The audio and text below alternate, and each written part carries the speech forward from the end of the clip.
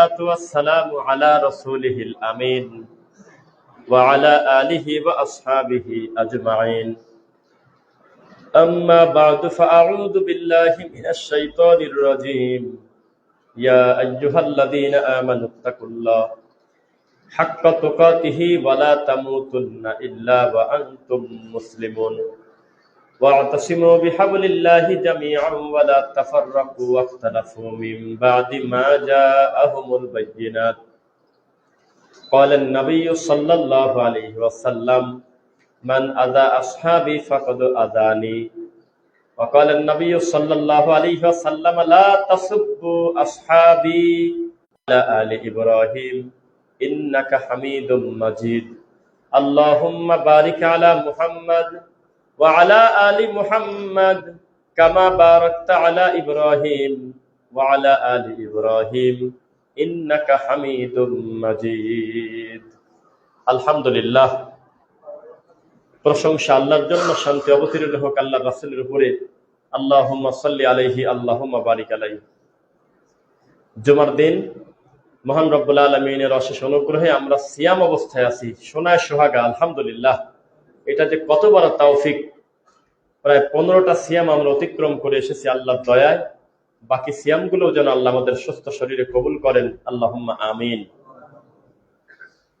12 মাসের ভিতরে সবচেয়ে সম্মানী মাস হলো রমাদান মাস। এ ব্যাপারে মিনিমাম যার জ্ঞান আছে সবাই জানি আমরা।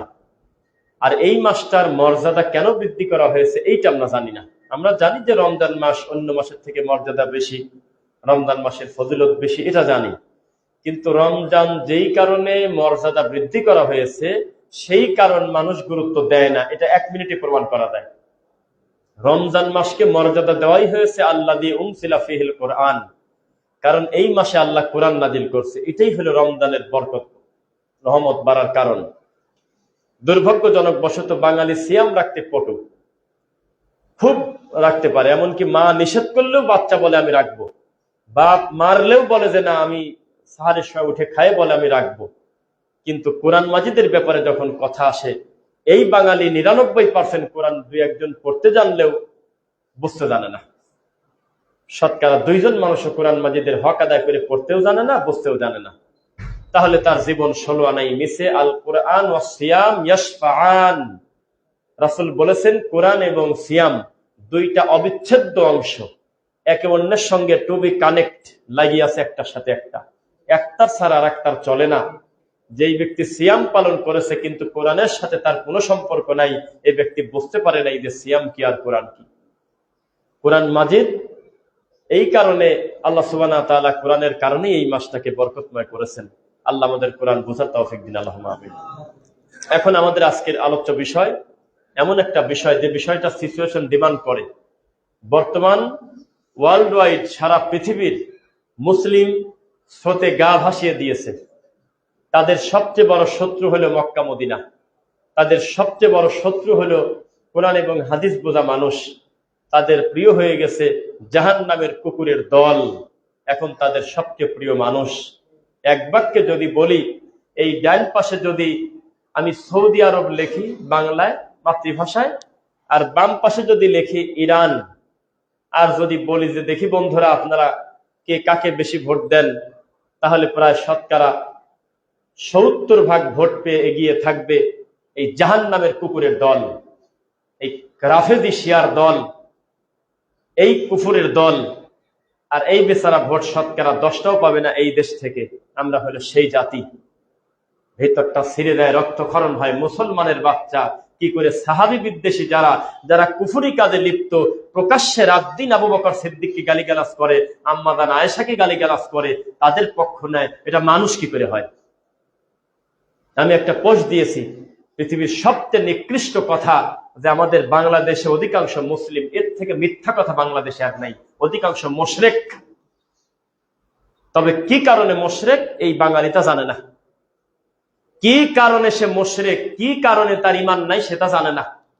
ওয়ামা ইউমিনু আকসারুহুম বিল্লাহ ইল্লা ওয়া হুম মুশরিকুন। তারা লা ইলাহা ইল্লাল্লাহ পড়ছে, মাঝে মধ্যে জুমাও পড়ে দেয়, মাঝে মধ্যে ঈদের নামাজে যায়, বা 5 ওয়াক্ত পড়ে, তাহাজ্জুদ পড়ে, কিয়ামুল লাইলও করে, তাহাজ্জুদ পড়ে, কিন্তু জানে না যে কি কারণে সে মুশরিক, তারই মানি নাই। এটা হলো সেই জাতি। ঘৃণা ধরে গেছে, লজ্জায় মনে হচ্ছে আল্লাহ এমন একটা সম্প্রদায় আমরা বসবাস করি যেই দেশে মুসলমান নামধারী মানুষের বসবাস, প্রকাশ্যে আল্লাহ নবীর বিরোধিতাকারীদেরকে সাপোর্ট করে তাদের পক্ষে অন্য ভালো মানুষদের গালিগালাজ করার নামই হলো বাংলাদেশ, যেই দেশে আবেগ বাদ দিলে আর ধর্মের কোনো জাত থাকে না। মুহাম্মদ সাল্লাল্লাহু আলাইহি ওয়াসাল্লামের পরে আপনার ঈমান দাবি রাখে এই দুনিয়াতে সবচেয়ে বেশি সম্মানযোগ্য এবং মুহাব্বত পর হকদার নবীর সাহাবীরা। কি সন্দেহ আছে আপনাদের? এই সাহাবীদেরকে যারা গালিগালাজ করে, এদের পক্ষ নিয়ে সবচেয়ে বেশি চালু হলে আমাদের এই বাঙালি জাতি। মুখ ভর্তি দাড়ি, মাথায় টুপি, কিছু কিছু বড় হুজুর, আরে বাপরে বাপ, নাম বললে তো আমার আজকে কালকে আবার সমস্যায় পড়ে না দিয়ে, আজকে জুমার পরেই বিশাল বড় হুজুর, পুরা ধর্মের দায়িত্ব নিতে চাচ্ছে যারা, এই সমস্ত বড় হুজুররা পোস্ট দেয় এই জাহান্নামের কুকুর মরে যাওয়ার পরে, ওহে আমাদের রাহবার, শাহাদাত বরণ তুমি করেছো, তোমার জন্য আমরা দোয়া করি, আত্মার মাগফিরাত কামনা করি। এই তো আমাদের দেশের ধর্ম। যে ব্যক্তির অফিসিয়াল আকীদা যে আবু বকরকে যদি ধরতে পারি এখনো তার লাশ তুলে পোড়ায় দেবো, এটা তার অফিসিয়াল আকীদা।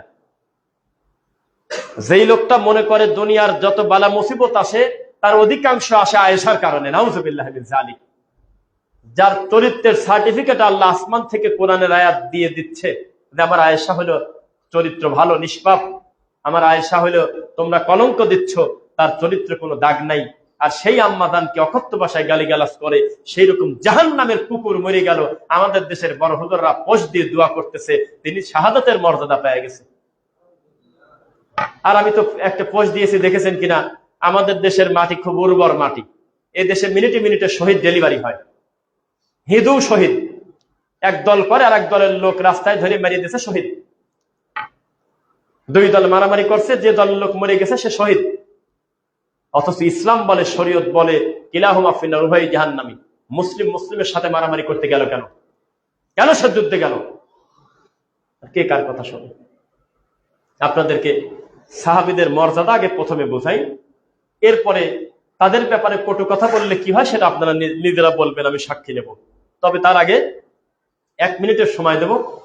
আপনারা এলোমেলো বসেন, কাতারের কোনো প্রয়োজনই নেই, আমার দিকে আগে আসেন, কোনো কাতার নিয়েন না। ওই যে পরবর্তীতে যাবে সে যাবে কিভাবে, আপনাকে ডিঙিয়ে যেতে যাতে না হয়, একবার আমার কাছে চলে আসেন একদম। সবাই আমরা একসাথে দাঁড়ালে জায়গা বেড়ে যাবে, কোনো কাতার নিয়েন না, সিরিয়াল নিয়েন না, ঘুরে বসেন, এদিকে আমার দিকে তাকান, পিছন থেকে ফ্রি করে দেন, আমাদের ভাইদের আসতে যাতে কষ্ট না হয়। সবাই আমার দিকে তাকায়েন। হাদিসটা সহিহ বুখারী 3673, সহিহ মুসলিম 2541। রাসূল বলেছেন লা তাসুব্বু আসহাবি, খবরদার আমি নবীর সাহাবীদেরকে তোমরা গালিগালাজ করো না। এই কথা কে বলেছে? গালি দিলে ঈমান থাকে? গালি দেওয়া কি ঈমানের দাবি না ঈমান ভঙ্গের একটা কারণ? আচ্ছা, সহিহ বুখারী 3673, সহিহ মুসলিম 2541। আমি আরবিটা পড়ি আগে, সবাই খেয়াল করে শুনবেন। ফালাউ আন্না আহাদাকুম আনফাকা মিসলা আহাদি যাহাবাম মা বালাগা মুদ্দা আহাদিহিম, তোমাদের কেউ যদি উহুদ পাহাড় সমপরিমাণ স্বর্ণ আল্লাহর জন্য দান করো, তবুও তোমরা আমার সাহাবীর এক মোট দান করার থেকে বেশি নাকি পাবে না। আপনি কার সাথে কে তুলনা করতেছেন? উহুদ পাহাড় সমপরিমাণ স্বর্ণ যদি সাদাকা করেন তাহলে আমার সাহাবীদের এক মুঠো দানের সমান হবে না। এই কথা কে বলেছেন? মুহাম্মদ সাল্লাল্লাহু আলাইহি ওয়াসাল্লাম। আপনি কোন দিকে কাদের সাথে কি তুলনা করতে চান? রমজান মাস, একটু আস্তে কথা বলতে হচ্ছে সঙ্গত কারণে, কারণ ইফতারের পূর্বে আমাদের আরেকটা প্রোগ্রাম এই মসজিদেই হবে, আল্লাহ তুমি কবুল করো। এরপর দেখেন সুনান তিরমিজি 3862, রাসূল বলেছেন আল্লাহ আল্লাহ ফি আসহাবি, আমার সাহাবীদের ব্যাপারে তোমরা আল্লাহকে ভয় করো, তাদের ব্যাপারে মন্তব্য করার আগে তোমরা আল্লাহকে ভয় করো, একটু চিন্তা ভাবনা করে তারপরে শব্দ চয়ন করো, কেননা রাসূলের পরে জান্নাতে দেওয়ার সবচেয়ে বড় হকদার আমার সাহাবী। সুবহানাল্লাহ।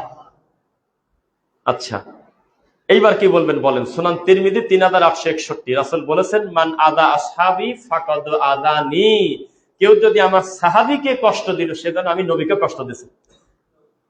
অল্প মর্যাদা থাকলে কথা বলা যায়? দ্রুত শেষ করি। রাসূল বলেছেন সহিহ বুখারী 3651, সহিহ মুসলিম 2533, খয়রুন নাসি করনি, মানুষের ভিতরে আমার উম্মতের ভিতরে সবচেয়ে উত্তম হলো আমার যুগ। আমার যুগের থেকে উত্তম কোন যুগ পৃথিবীতে নেই। ফ্যান আমার মনে হয় না হলেও হবে, কি মনে করেন আপনারা? বন্ধ করে দেন। আমার সাহাবীদের মানে আমার যে যুগটা খয়রুল কুরুনি করনি, রাসূল বলেছেন আমার যুগ হলো সর্বোত্তম যুগ। তো রাসূলের যুগে কারা বাস করত? তাদের থেকে উত্তম মানুষ আর উত্তম যুগ আছে? আচ্ছা, এবার আর একটা হাদিস, সুনান আবু দাউদ 4607, রাসূল বলেছেন আলাইকুম বিসুন্নতি ওয়া সুন্নাতিল খুলাফা আর রাশিদিন আল মাহদিয়্যিন। আমার সুন্নাত এবং আমার খুলাফা রাশিদিনের সুন্নাত, এটা জানেন। এরপরে রাসূল বলেছেন আয়াতুল ঈমানি হুব্বুল আনসার, সহিহ বুখারী 17, সহিহ মুসলিম 74, আনসারদের ভালোবাসা ঈমানের নিদর্শন। এই প্রথমে আপনাকে 6-7টা হাদিস আগে বলে নিলাম যে সাহাবীদের মর্যাদা কেমন, সাহাবীদের ব্যাপারে যারা কটু মন্তব্য করে তাদের অবস্থা কি হতে পারে। এখন আপনাদেরকে একটু বলি, আমাদের দেশ অধিকাংশ শিয়া প্রেমী। আমাদের দেশ কি শিয়া প্রেমী? যদি না হয় তাহলে আমি মিথ্যক। আমরা ফেসবুকে পোস্ট দেই তাদের আকীদা সম্পর্কে, তখন আমাদের বলে তোরা ইসরায়েলের দালাল। আচ্ছা, আমি একটা জিনিস বুঝি না, শিয়াদের বিরোধিতা করা শব্দের অর্থ কি আমেরিকার পক্ষ নেওয়া? একটা হলো দৃশ্যমান জালেম, একটা হলো ইহুদি, আল্লাহর লানতপ্রাপ্ত পশু, যারা নির্বিচারে মুসলিম হত্যা করে। আমি আজ পর্যন্ত দেখি নাই যে কোন আহলুল হাদিস হোক, কোন মুসলিম হোক, জীবনে বলছে ইহুদি আমার হলো প্রাণের বা এটা সেটা, আকার ইঙ্গিতে কর্মে তারা আলাদা করতে পারে, কিন্তু ইহুদির পক্ষ মুসলিম নেবে কেন? কথা বোঝেন নাই? আমরা যখন শিয়াদের ব্যাপারে কথা বলি তখন আমাদেরকে ট্যাগ দিচ্ছে তোরা ইসরায়েলের দালাল, বলে কিনা বলেন? যারা বলে তারা অমুসলিম না, তারা মুসলমান নামধারী। কারণ আপনাদেরকে শেষের দিকে ধাক্কাটা দেব, যা আছে কথা আজকে ক্লিয়ার করে বলে দেব। মূলত তারা একই গ্রুপের, নাম আলাদা, তাই একই গ্রুপের, নামটা আলাদা। মিশরে থাকলে নাম আলাদা, তারপরে ইয়ামান থাকলে নাম আলাদা, তারপরে আপনার ইরান ইরাকে নাম আলাদা, পাকিস্তানে থাকলে নাম আলাদা, বাংলাদেশের গ্রুপটার নাম আবার আলাদা, সেটা না বলি, গ্রুপ একই। শিয়াদের ভিতরে গ্রুপ কিন্তু একটা না, জানেন? সবচাইতে ভালো যারা, তারা বলে যে কোরআন এটা ফুল কোরআন না, কিছু কোরআন ওসমান চুরি করে রেখে দিয়েছে। এই হলো অবস্থা এদের। আল্লাহর কসম, এদের পক্ষের লোক যদি এই দেশে বেশি না থাকে তাহলে আমি বলবো কি আপনাকে? বলেন, হুজুর মানুষ, আলেম মানুষ এগুলি করে বেড়াচ্ছে। এরা কত বড় নিকৃষ্ট অমানুষ। আজকের এই 2026 সালে এখনো এই সমস্ত অমানুষদের পক্ষে পোস্ট দেয় ফেসবুকে যে তারা যেন শাহাদাতের মর্যাদা পায়। কোন অমুসলিমের জন্য জান্নাতের দোয়া করা যায়? নাউযুবিল্লাহ। আচ্ছা, আপনাকে বলতে থাকি, আগে খোমেনির আকীদা বলবো হলো 3 নাম্বার ধাপে। দ্বিতীয় ধাপে আগে আমরা তাদের অফিসিয়াল আকীদা কি সেটা একটু দেখি। আল কাফি 2য় খণ্ড 634 নাম্বার পৃষ্ঠা, শিয়াদের ভেরিফাইড আকীদা কোনটা সেটা। তাদের অফিসিয়াল আকীদা হলো কোরআন 17,000 আয়াত প্রথমে ছিল, আবু বকর, ওমর, উসমান 3 জন মিলে চুরি করে কমায় 6,236টা করছে। করেন, এখন কি করবেন? এই কথাগুলো পরিবর্তন করে দেন। এই কথাগুলো গুগলে লেখেন, দেখেন তাদের ভেরিফাইড কিতাব একদম অফিসিয়াল ভাবে আসে কিনা সিরিয়ালে। আমি তো আজকে দেখে পড়তেছি আপনার সামনে, এই ধরনের এরকম দেখে দেখে রিডিং করে পড়ে হাজার হাজার বড় বড় আলেমের বক্তব্য পাবেন শিয়াদের ব্যাপারে। এখন নেটে ঢুকে দেখেন, হাজার হাজার আলেম তাদের মুখোশ উন্মোচন করছে। 2, প্রত্যেক ইমাম গায়েব জানে, আল্লাহ যেমন গায়েব জানে। উসুলুল কাফি 1ম খণ্ড 260 নম্বর পৃষ্ঠা। আচ্ছা, এই 12 জন কারা? এই 12 জনের নাম দরকার আছে কিনা জান আপনাদের? যেহেতু ইসনা আশার আমরা 12 ইমামদের দাবি করে, এই 12 জন ইমামের নামটা একটু পড়ি। এর ভিতরে আপনাদের পরিচিত কয়জন আছে আর অপরিচিত, এটা আপনারা দেখে নেন। 1, আলী ইবনে আবি তালিব, সবাই চেনে কিনা? 2, হাসান বিন আলী, তারই ছেলে। 3, হোসাইন ইবনে আলী, আলী জয়নুল আবেদিন, মোহাম্মদ আল বাকির, জাফর আল সাদিক, মুসা আল কাজিম, আলী আল রিদা, মোহাম্মদ আল জাওহাদ, আলী আল হাদি, হাসান আল আশকারি, মোহাম্মদ আল মাহদি।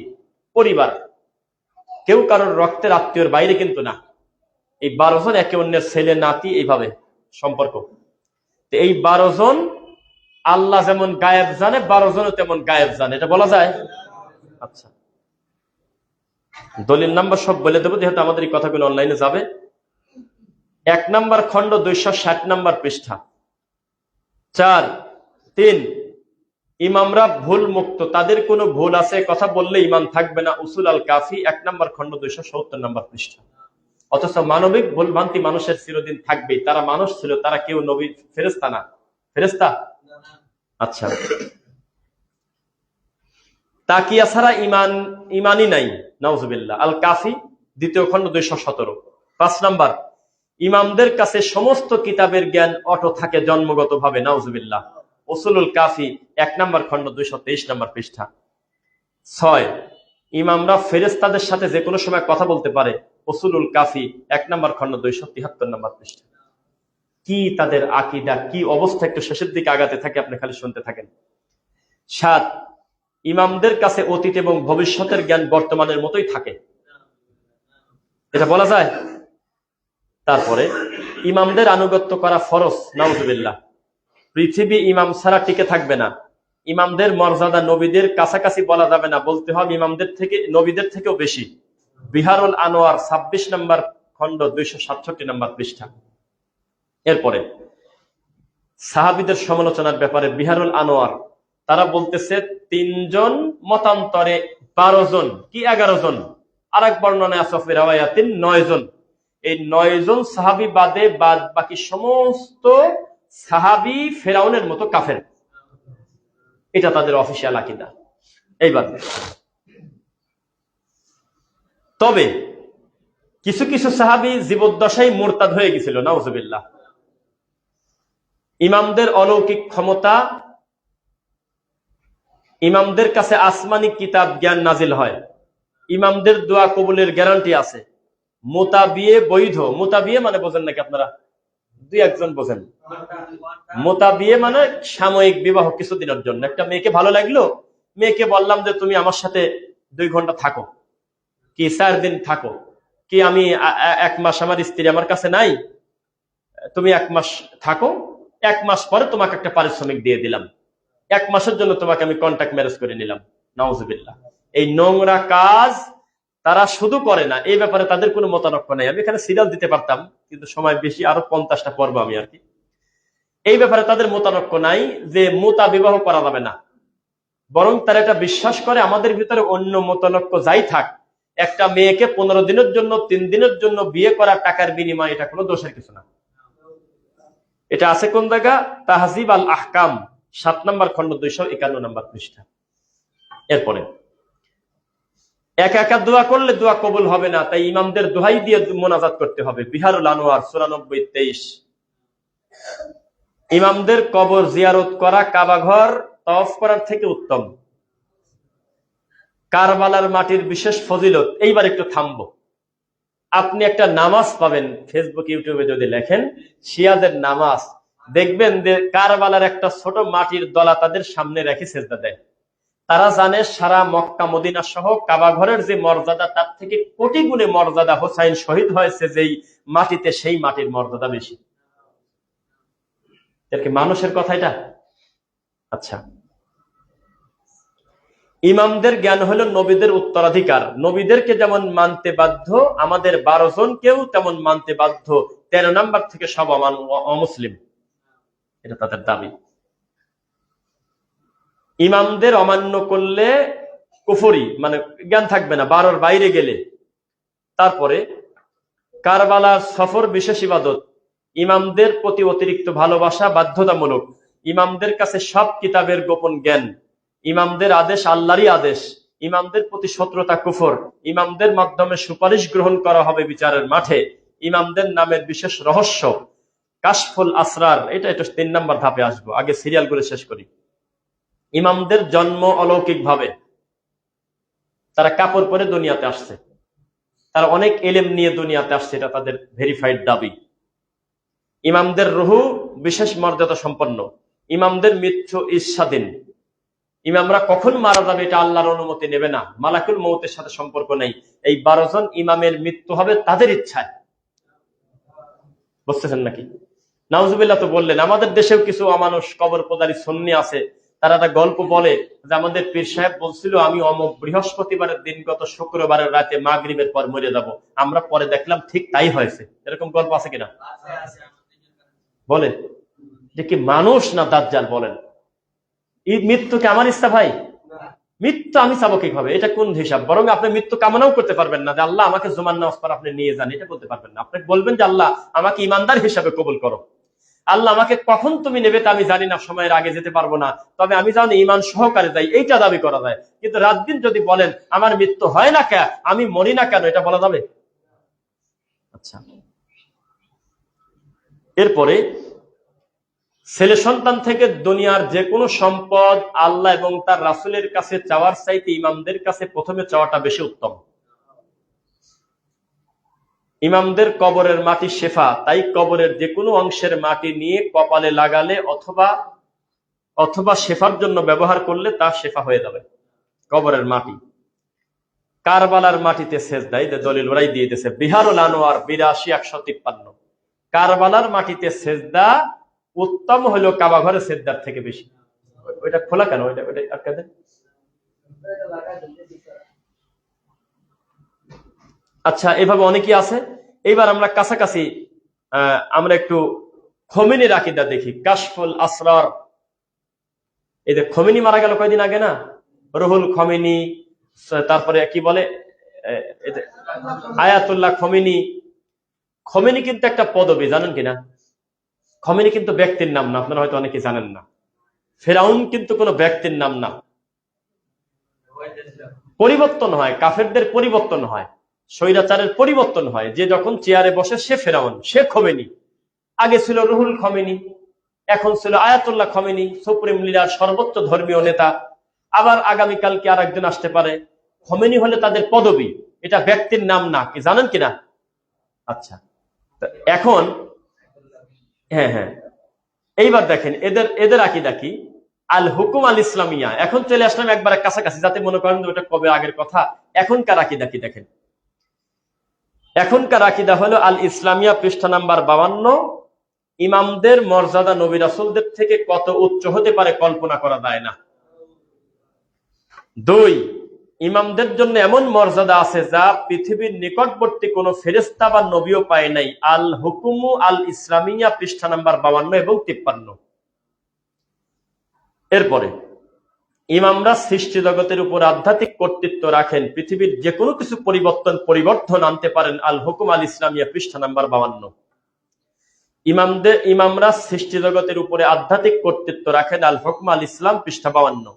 ইমামদের মাধ্যমে জগৎ পরিচালিত হয়, আল্লাহ তাদের অনুমতি নিয়েই কাজ করেন, পৃষ্ঠা নাম্বার 52। শিয়া আলেম ইমামের প্রতিনিধির মতো শাসন করবে, যেইভাবে শাসন করেছে আলী রাদিয়াল্লাহু আনহু। ইমামের অনুপস্থিতিতে ফকির শাসন বৈধ। তার মানে একটা বিষয় আছে, দেখেন ওরা ওদের খোমেনিকে কিভাবে মানে, এই কথা আবার আকার ইঙ্গিতে বলছে যে আমাদের কাছে আমাদের খোমেনি তেমন, আমাদের কাছে আমাদের 12 ইমাম যেমন, আমাদের কাছে আমাদের আল্লাহ যেমন। তারা বলতেছে সময়ের পরিবর্তনের কারণে যারা যারা খোমেনি হবে বা যারা যারা দায়িত্বপ্রাপ্ত হবে তাদেরকে মানা হুবহু 12 ইমামকে মানা একই কথা। এইবার আপনি আসেন, এখন আমরা প্র্যাকটিক্যাল আলোচনা করতে শুরু করি। সৌদি আরবের একটা গুরুত্বপূর্ণ টিভি চ্যানেলে লাইভ টক শো হচ্ছে বা কথা হচ্ছে, তখন কিন্তু দর্শক চাইলে ফোন করতে পারে না? ডাক্তাররা বিভিন্ন লাইভ আসে না টেলিভিশনে, দাঁতের ডাক্তার, চোখের ডাক্তার, হাড়ের ডাক্তার, তারা একটা ফোন কল পাবলিক করে দেয়। তখন পাবলিক ফোন দিয়ে বলে যে আমার এই সমস্যা, তখন তারা এই জাতির সামনে বলে দেয় কিনা? তো একজন ফোন করে বলতেছে যে আমি 2 চোখ দিয়ে আমি তাকায় দেখছি, ইরানে একটা লোক ঢুকলো, তিনি মেহমান, অন্য প্রদেশ থেকে তিনি এসেছে, তিনি একজন মেহমান। তার সন্তানের নাম ছিল উমার। কি নাম ছিল? উমার।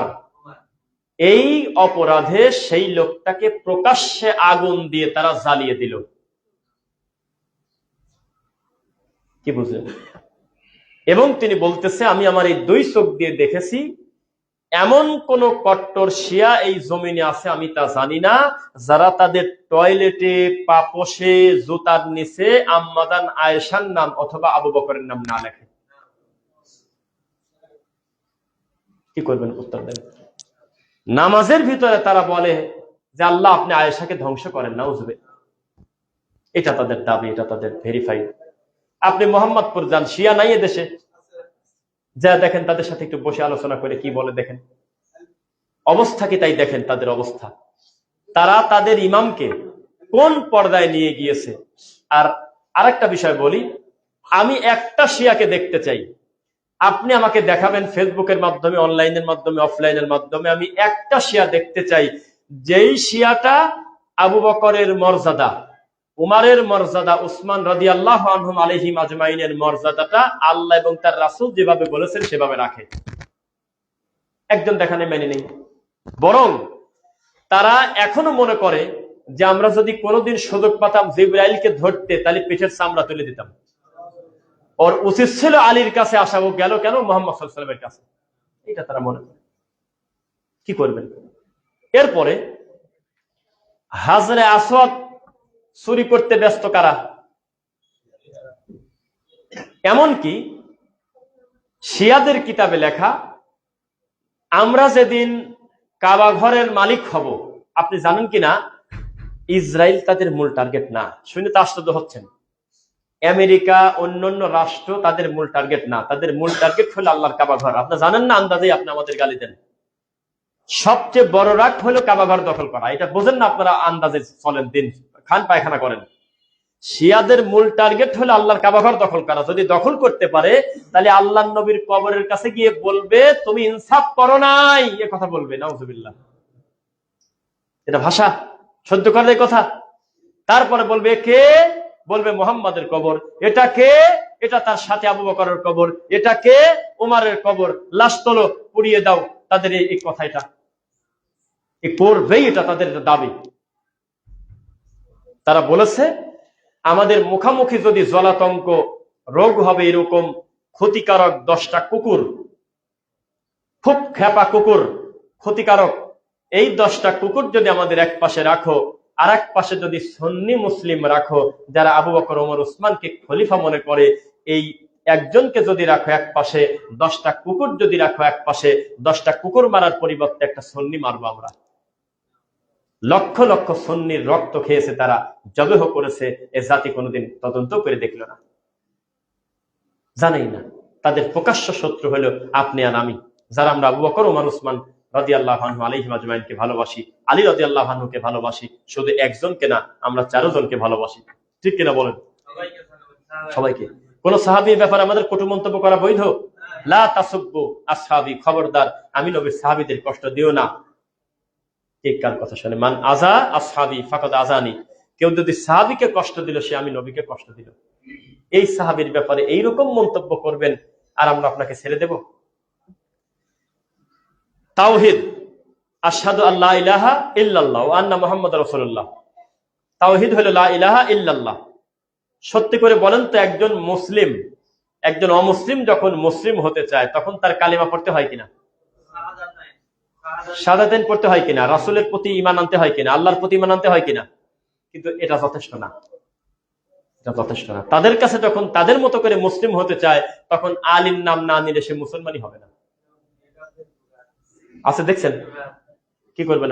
দেখা যায় আজানের শব্দে কম বেশ আছে। আশহাদু আন্না মুহাম্মাদার রাসূলুল্লাহ বললে আজান হবে না, আলী ওয়ালি আল্লাহ বলতে হবে। কি করবে? আর এই কোরআন মাজিদ নাকি বিকৃত কোরআন,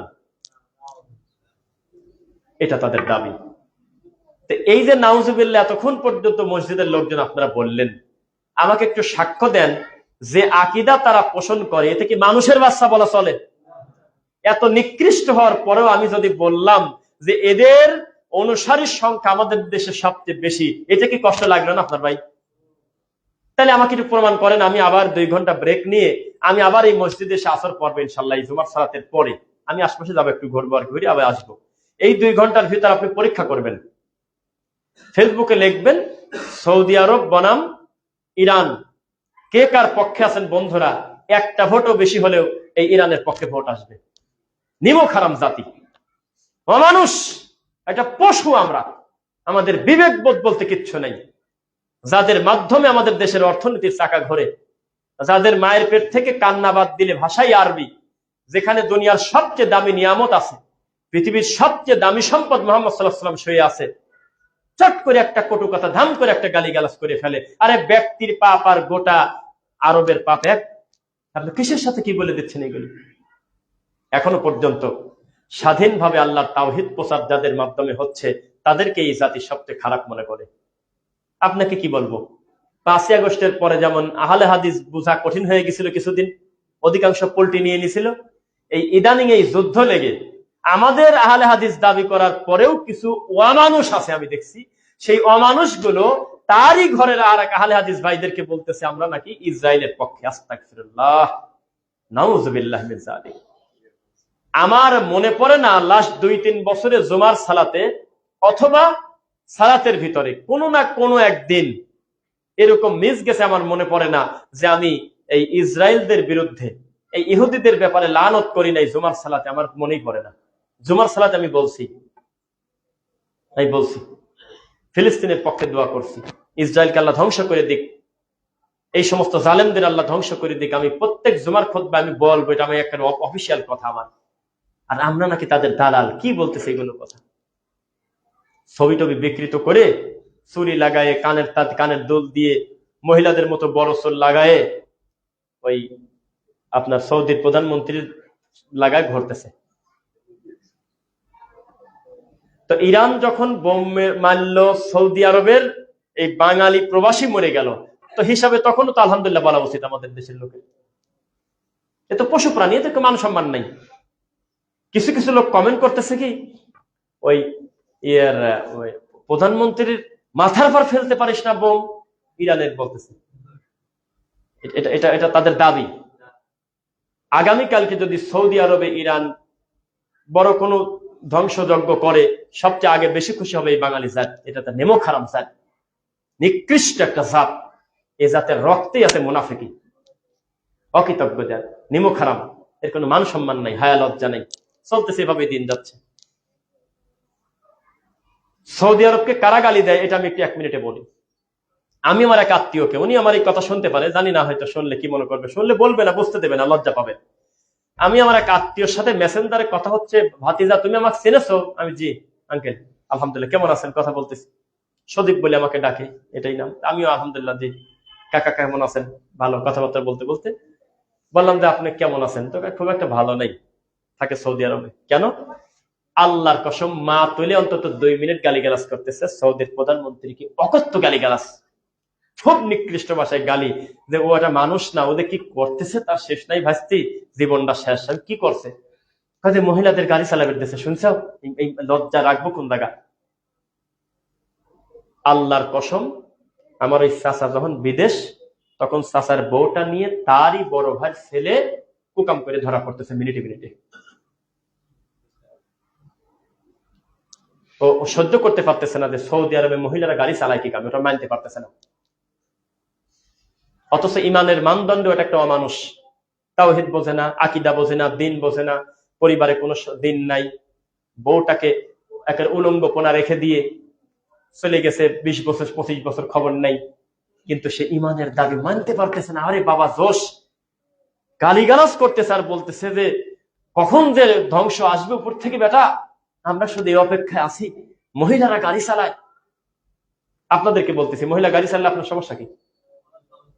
হ্যাঁ, এই যে উনি গাড়ি চালাবে আর ওই ওই ওই ওই বেগানা, ওই যার সাথে দেখা দেওয়া বৈধ না, সেই মহিলা পেছনে ছেড়ে বসে থাকবে তার স্বামীর সাথে, এটা ভালো না তারটা সে চালায় যাবে ভালো? কি করবেন? আর কোন একটা অপরাধ সেখানে সংগঠিত হওয়া মানে কোন একটা পাপ কি নেকি হয়ে যাওয়া ভাই? সৌদি আরবের কোন লোক যেটা এটা কবিরা গুনাহ করে, সেই জন্য কি ইসলাম পরিবর্তন হবে না ব্যক্তির গুনাহ? এইটা আমাদের গালি দেয় কি কারণে? এই দুঃখই আমি বুঝি না।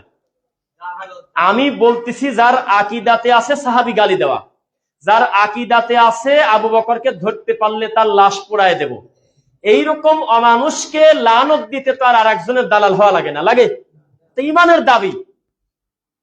এরা ওই ইমাম ইবনে তাইমিয়া রাহিমাহুল্লাহ সহ সালাফরা বড় বড় বিদ্বানদেরকে বলা হতো যে আচ্ছা, কোন ইসলামের দুশমন মারা গেলে আমরা কি করব? তিনি বলতেন যে খুশি হতে হবে, আল্লাহদ্রোহী একজন মানুষ দুনিয়া থেকে বিদায় হলে, একটা ক্ষতিকারক জিনিস চলে গেল, তার মাধ্যমে অনিষ্ট থেকে একটু কম হবে, মানুষ বাঁচবে, তাহলে যারা সাহাবীদের গালি দেয়, রাত দিন যারা নিকৃষ্ট ভাষায় সমালোচনা করে, তারা মারা গেলে ইমানের দাবি খুশি হওয়া না ভাই? আমাদের হুজুরা জান্নাতুল ফেরদাউস আছে, আমি মোবাইলে দেখাতে পারবো, আমার লজ্জা ঘেন্না লাগে। শাহাদাতের মর্যাদা পাওয়া গেছে বলে শহীদ হয়ে গেছে, জানার গায়েবানা জানাজা পড়তেছে। সব কথা তো বলা যায় না, আমরা মানবিক মানুষ, শরীরে রক্ত আছে, ধৈর্য ধারণ করে রাখলাম, বিচারের মাঠে দেখা হবে। ভিতরে যা হচ্ছে এটা বলা যায় না। গায়েবানা জানাজা পড়তেছে, জাহান্নামের কুকুরের জানাজা পড়তেছে। আমি বারবার জাহান্নামের কুকুর বললাম, বলেন তো কি কারণে বলছি, দেখি দুই একজন বোঝেন নাকি, এটা দলিল আছে কিনা বলেন তো। যাক, ঠিক পাইছেন।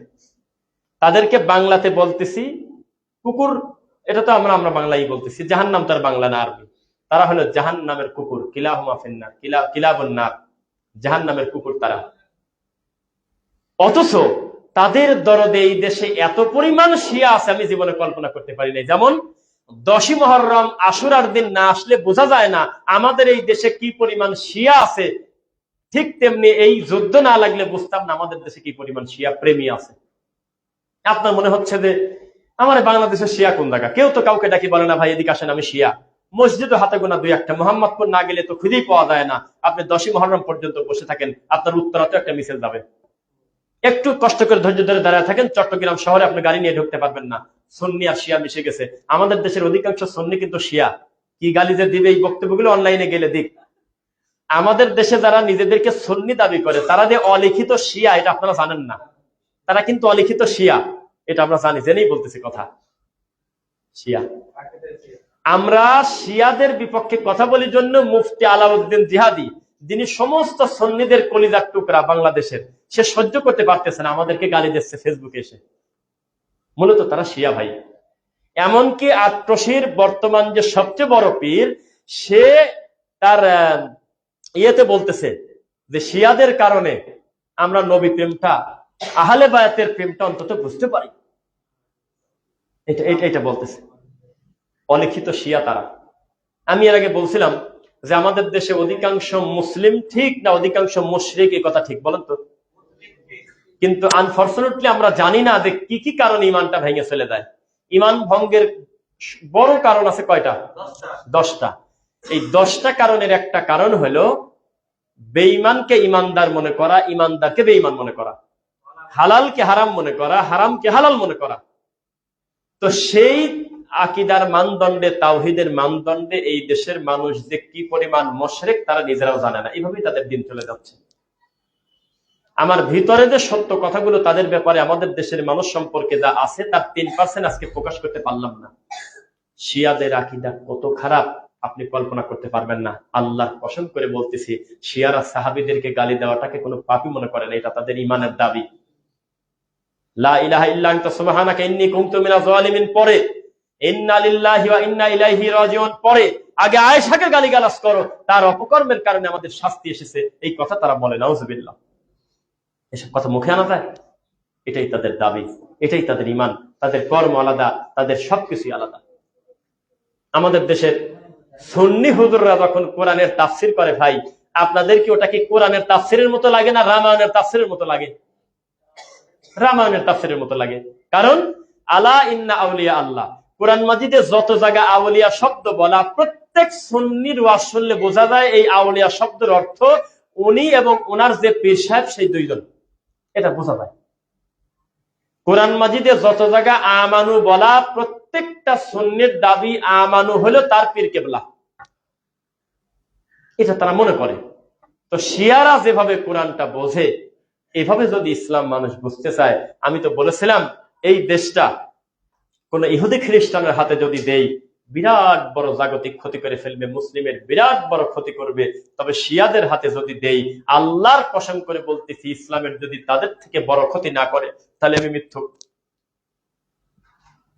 আপনি আজকে জুমার পরে আস্তে করে আমার অজান্তে ChatGPT অথবা গুগলে, দরকার হয় আপনি একটু ভেরিফাইড আরো একটু ভালো করে করেন, অসুবিধা নেই, শুধু লিখবেন যে শিয়া কর্তৃক সুন্নিদের 200 বছরে কত মানুষ হত্যা হয়েছে, আর কিছু বলবেন না, এইটুকু লিখে দেন। 15 লক্ষ, তাই না? কচু কাটা করছে, কচু কাটা। তারা এমন পরিমাণ বিদ্বেষ। আর ইসরায়েল মারছে 1,40,000। তা কি করবেন? এটা আমাদের দেশ। আর আমি কাদের কথা বলছি তাদের নাম আমি নিতে পারবো না, এই ক্ষমতা আল্লাহ আমার দেন নেই। এখানে আমি ইন্নি সাকিম, আমি অসুস্থ, এই ব্যাপারে আমি কথা বলতে পারতেছি না। আমাদের দেশে যারা সবচাইতে বড় আপনার ধর্মের দায়িত্ব নিতে চায়, ধর্ম প্রতিষ্ঠিত করতে চায়, তারা যদি শিয়া প্রেমী না হয় তাহলে আমি মিথ্যুক। তাদের অন্তরে সবসময় শিয়া লালন। কাবা ঘরের ইমাম মরে গেলে কোনোদিন ঠিক পাবে না।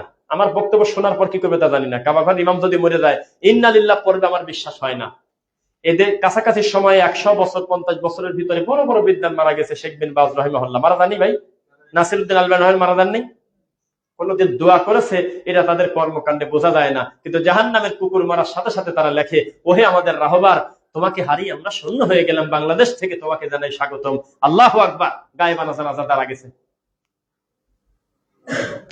কি করবেন বলেন? এদের ব্যাপারে কথা বললে তখন লোকজন আমাদেরকে গালিগালাজ করে, দালাল বলে, খ্রিস্টান বলে, আমেরিকার দালাল বলে, ইহুদির দালাল বলে। আল্লাহ তাআলা তাদের অনিষ্ট থেকে মুসলিম উম্মাহকে হেফাজত করুক। বারাকাল্লাহু লানা। আল্লাহুম্মা আমিন। আলহামদুলিল্লাহ, ফাইন্না খায়রাল হাদিসি কিতাবুল্লাহ ওয়া খায়রুল হুদা হুদা মুহাম্মদ সাল্লাল্লাহু আলাইহি ওয়াসাল্লাম ওয়া শাররাল উমুরি মুহদাসাতুহা কুল্লু মুহদাসাতিন বিদআ ওয়া কুল্লু বিদআতিন দালালা ওয়া কুল্লু দালালাতিন ফিন্নার। রব্বিরহামহুমা কামা রাব্বায়ানি সগীরা রব্বিরহামহুমা কামা রাব্বায়ানি সগীরা। রব্বানা আতিনা ফিদ দুনিয়া হাসানা ওয়া ফিল আখিরাতি হাসানা ওয়া কিনা আযাবান নার। রব্বানা ইগফির লানা ওয়া লিইখওয়ানিনা আল্লাযীনা সাবাকুনা বিল ঈমান ওয়া লা তাজআল ফি কুলুবিনা গিল্লাল লিল্লাযীনা আমানু রব্বানা ইন্নাকা রাউফুর রহিম। রব্বানা ওয়া আতিনা মা ওয়া'আদতানা আলা রুসুলিকা ওয়া লা তুখজিনা ইয়াওমাল কিয়ামা ইন্নাকা লা তুখলিফুল মিআদ। আল্লাহ, বাংলাদেশ থেকে এই ধরঙ্গার টেক রহমানিয়া সালাফি জামে মসজিদ থেকে তোমাকে জানাই আল্লাহ, আমরা কুকুরকেও, কুকুরের মাংস খাওয়াকেও আমরা হারাম মনে করি, শুকরের মাংস খাওয়াকেও আমরা হারাম মনে করি। করেন না? না করেন কি? যদিও কেউ কেউ লুকোচুরি করে গোপনে, দেখি ফেসবুকে, সত্য মিথ্যা আল্লাহ ভালো জানে, বিভিন্ন হোটেলে কুত্তার মাংস, খাসির মাংস বলে চালায়, এরকম দেখছি না কিছু কিছু ভিডিওতে। আছে, অমানুষ আছে। তো কুকুর আর শুয়োরের মারামারি লাগলে যেমন হয়, তেমন আপনি বসে থাকেন চুপ করে, আল্লাহর সিদ্ধান্ত মেনে নেন আর বলেন যে আল্লাহ, যুগে যুগে ইতিহাস পড়ে, কোরআন পড়ে, হাদিস পড়ে দেখেছি তুমি এক বাতিলকে দিয়ে আরেক বাতিলকে ধ্বংস করেছো। আল্লাহ, এটা একটা সিস্টেম। করেন নাই আল্লাহ? দুশ্মন দিয়ে দুশ্মন, এটা আমরা দেখব, কিন্তু আপনি ঢলে পড়বেন, এটা সম্ভব না। চিরদিন ইসলামের দুশ্মনরা যে ক্ষতি করেছে তার থেকে বেশি এই শিয়া, খারেজি, রাফেদিরা, এরা যে কি পরিমাণ উপরে আপনি কল্পনা করতে পারবেন না। যদিও তাদের যতগুলো নাম আছে সব নাম নেওয়া যায় না, এই নামগুলো নেওয়াও রিস্ক। বাংলাদেশের নামগুলো খুব সম্মানের। আমরা এমন একটা নিমখারাম জাতি, আমরা বড় বড় পাপীকে আমরা আল্লাহর ওলি মনে করি। আপনি এখন লেখেন বাংলাদেশের সবচেয়ে বড় যোগ্য আলেম কারা, এই কথা বলে ফেসবুকে পোস্ট দেন। আমাদের আহলে হাদিস ভাইরা যারা আছে ওনাদের কমেন্টের কথা কিন্তু বলি নাই, আমরা তো জানি আলাদা কথা। আপনি নিউট্রাল একটা বড় পেজে পোস্ট দেন, বাংলাদেশের 10 জন বড় আলেমের নাম জানতে চাই, আহলে হাদিসের একজন আলেমের নামই বলবে না এই জাতি। ল্যাংটা ল্যাংটা আলেমের নাম বলবে। ল্যাংটা বললাম কেন জানেন? যাদের কোনো মান সম্মান নাই, হায়া নাই, একেবারে ল্যাংটা, ধর্ম কর্ম কিছুই জানে না, সারা দিন জাল হাদিস বলে, ওনার নামটা সবচেয়ে উপরে থাকবে। দেখেন, আপনি দিয়ে দেখেন। মরে যাওয়ার আগে লিটন দেওয়ান সৃষ্টির আংটি বিক্রি করে দিয়ে মরে গেছে, অষ্টাধাতুর আংটি। সারাটা জীবন যে প্রকাশ্যে মানুষকে শিরিকের দাওয়াত দিয়েছে, যে বলেছে আল্লাহ আল্লাহ বললে জায়নামাজ ডুবে যায়, খাদা খাদা বললে জায়নামাজটা উপরের দিকে ওঠে, এই অমানুষ মরে গেছে কিছুদিন আগে, তবু ওই দলের লোক জান্নাতের দোয়া করে জান্নাতুল ফেরদাউসে দিয়ে দিয়েছে। কি একটা যন্ত্রণায় পড়ছি বলেন। এদের হাতে দিন ইসলাম নিরাপদ? তা আমাদের দেশে যারা কোরআন এবং সহিহ হাদিসের উপরে, আকীদার উপরে ডক্টরেট করা, মদিনা থেকে পড়ে আসা বড় বড় বিদ্বান, তাদের এই বাঙালি জাতি 10 না 50 না 100 সিরিয়ালের ভিতরে রাখে না। আমাদের হুজুর বলছিল যে যেমন জাতের মুসল্লি তেমন জাতের ইমাম। আমাদের হলে সেই অবস্থা। বিশাল বিশাল 5 তলা 10 তলা মসজিদ গুম গুম করতেছে, একেবারে 10,000 মুসল্লির ইমাম, সেই ইমাম হলে সরাসরি মাজার পূজারি। এমনি গাইবান্ধা 4-এর এমপি হলে, ধর্মমন্ত্রী হলে এদেশের লোকের জাত যায়। তারা উঠে পড়ে আন্দোলন করলো যে ও হলো আহলে হাদিস, ওই ধর্মমন্ত্রী দিবে কি কারণে? মাজার পূজারি, কবর পূজারি, বেদাতি উঠে পড়ে লাগলো, লেগে পোস্ট দিয়ে যাক তাদের মনের আশা পূরণ হয়ে গেল। এখন এক পীরের খলফি হয়ে গেছে ঠেকান, এখন সবাই খুশি।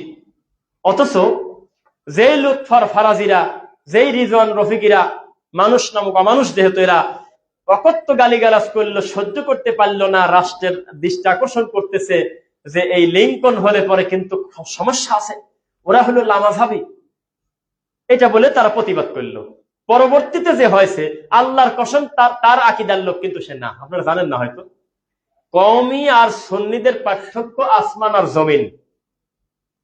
কিন্তু আহলে হাদিসদের বিরোধিতা করতে গিয়ে সব এক। আগামীকালকে যদি ঘোষণা আসে যে এই দেশের ধর্মের দায়িত্ব আহলে হাদিস নেবে, এটা হলো 1-এর ক, আর 1-এর খ হলো লালন নেবে, তাহলে আমাদের দেশের সমস্ত বেদাতি 3 দিন ধরে যদি মিটিং করে, সর্বশেষ চূড়ান্ত আসবে লালনের হাতেই দিয়ে দাও,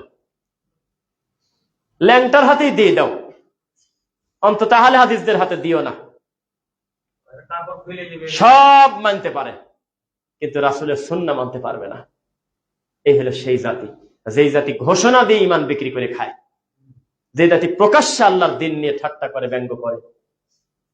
কথা বুঝতেছেন? এই দেশের বড় বড় আলেম মান পাবে কিভাবে? নাম বলবো না।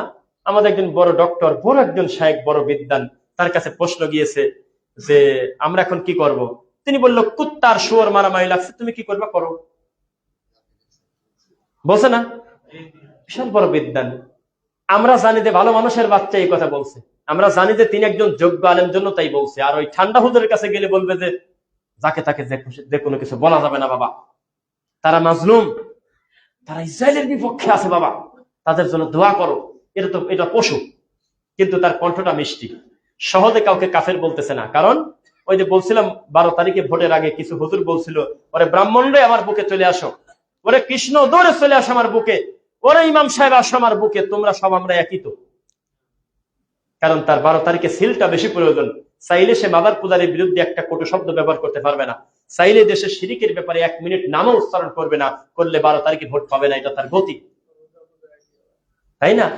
কিন্তু আমাদের তো আমাদের তো মাথা বিক্রি করি নাই, সেজন্য মন মতো বলতে পারি। একজন বলল যে স্যারের কি এইভাবে কথাটা বলা ঠিক হয়েছে? আমি বললাম কি করবে, তারা তো এই দেশের ইসলামের পাহারাদার, আলহামদুলিল্লাহ, তারা তো পাহারাদার।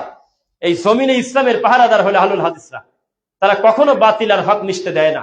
এই সমস্ত মানুষ যদি নরম ফতুয়া দেয়, তো ধর্ম তো এমনিই নাই, এরা তো হক কথাই বলবে। এরা তোমার হুজুরের মতো।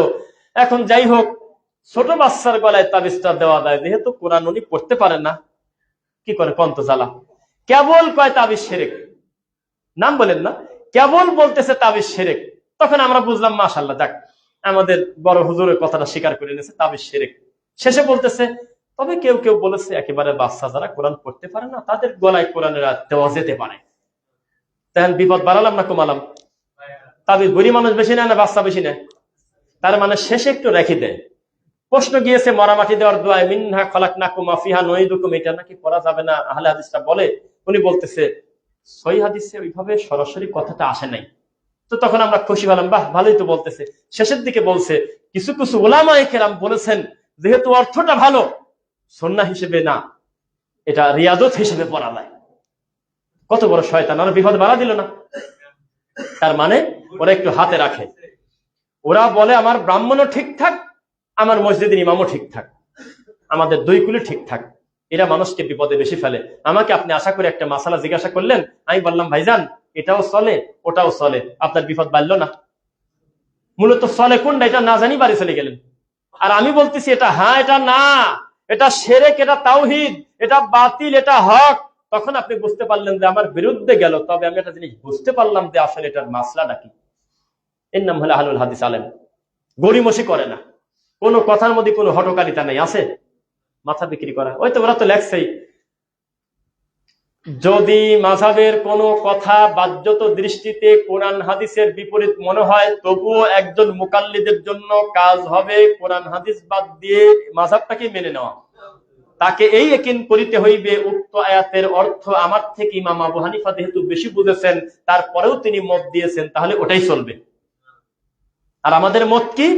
উমর রাদিয়াল্লাহু আনহু বলেছে হদে তামাত্তু চলবে না, তার ছেলে ইবনে উমর বলেছে হদে তামাত্তু চলবে, তাওহীদের মানদণ্ডে, কোরআন হাদিসের মানদণ্ডে, অন্য কথা না।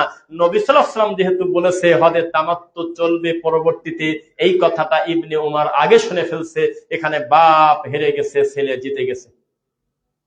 আমাদের দাবি নবী সাল্লাল্লাহু আলাইহি ওয়াসাল্লামের কথার বিপরীতে সাহাবী তো পৃথিবীর যে কোনো মানুষের কথা যদি বিপরীতে আসে, আমি আমার নবীরটাকে মেনে নেব, এটা আমাদের দাবি। আমাদের সাথে তাদের কি মিলবে কথা? লাস্টের কথা বলি, খুতবা শেষ করি। আমি একটা মাহফিলে গিয়েছিলাম বিবারিয়া বানসারামপুর, নাম শুনছেন? সেখানে বক্তব্য দেওয়ার আগে পরিস্থিতি জটিল। আমাকে যিনি দাওয়াত দিয়েছে, আমাদের দুইজন ছিলাম আমরা, আমি এবং ডক্টর ইমামউদ্দিন বিন আব্দুল বাসির, আমার যতদূর মনে পড়ে সাহেব। তো আমাদেরকে যিনি দাওয়াত দিয়েছে তিনি কাঁপতেছে, মসজিদে বলতেছে কথা। তার ডান হাত দেখলে ডান হাত কাঁপে, বাম হাত দেখলে বাম হাত কাঁপে, কিন্তু দাওয়াত তো দিয়েছে। উনি একবারও বলেন আপনারা চলে যান, কিন্তু এভাবে বলে না যে মন খুলে কথা বলেন, তা বলেন, একবারও বলে না, বলেই না যে আপনি ভালোভাবে কথা বলেন, খালি বলে যে আসলে বাইরের অবস্থাটা ভালো না, অনেকেই অনেক কথা বলে, আচ্ছা যাই হোক, এইভাবে আমটামটা করে। পরে আমি বলছি যে এক কাজ করেন, আপনি চলে যান এখান থেকে, রুমে আসেন না, আর এই লোকগুলিকে বাইরে যেতে দেন, দূর থেকে আসছে, আমাদের একটু সময় দেন, আমাদের ব্রেনটা একটু স্থির হই, মাঠে দেখা হবে, যান। যদি মায়ের খাই, আপনি আমরা সব মিল করে একসাথে খেলাম, আপনি একটু বাইরে যান।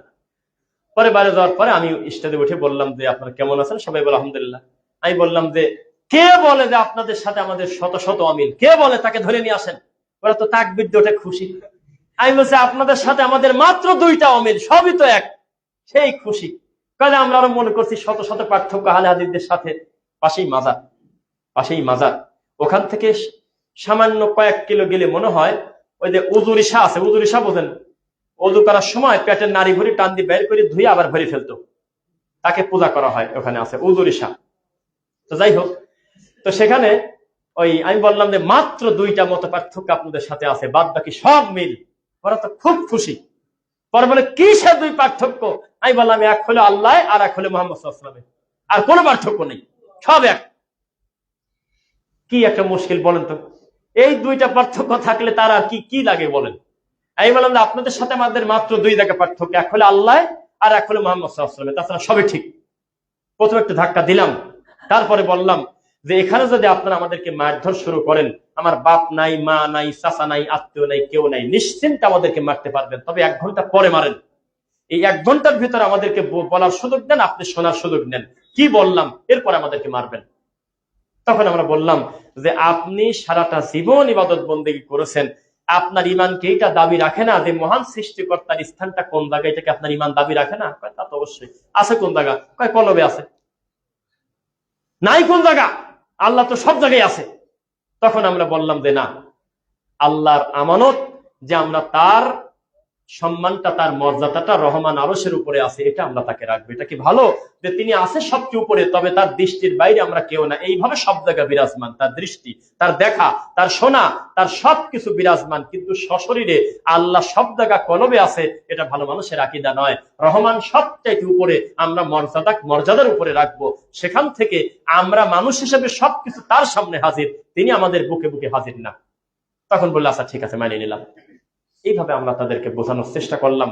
তবে দুর্ভাগ্যজনক বশত এদেরকে পথভ্রষ্ট করতেছে কোনো ব্রাহ্মণ না, টুপিওয়ালা হুজুর, মসজিদের ইমাম, খতিব, এরাই এই সমস্ত সরল মনা মানুষদের আক্কেল দাঁত ভেঙে দিয়ে তাদেরকে শিরিক করাচ্ছে, বেদাত করাচ্ছে।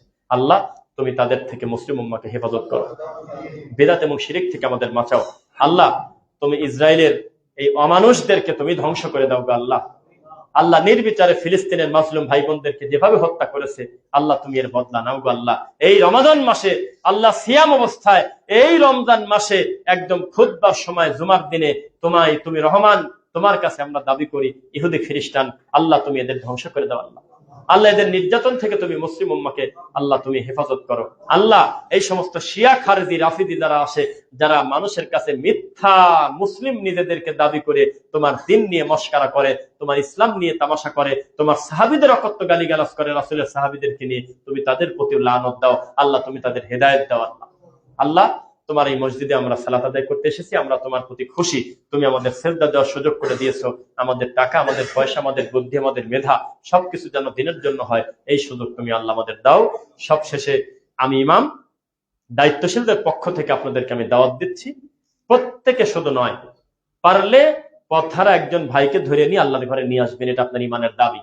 আপনার কর্মস্থানের বন্ধুকে সাথে করে নিয়ে আসবেন, এটা আপনার ইমানের দাবি, যে ওনাদেরকে নিয়ে এসে এই ধরমঘাট সালাফি জামে মসজিদে দুইটা কথা শোনাই। তাহলে কি করা লাগবে? আপনি আসরের সালাত জামাতে পড়বেন, এটা আপনার কাছে দাবি করলাম ইনশাআল্লাহ।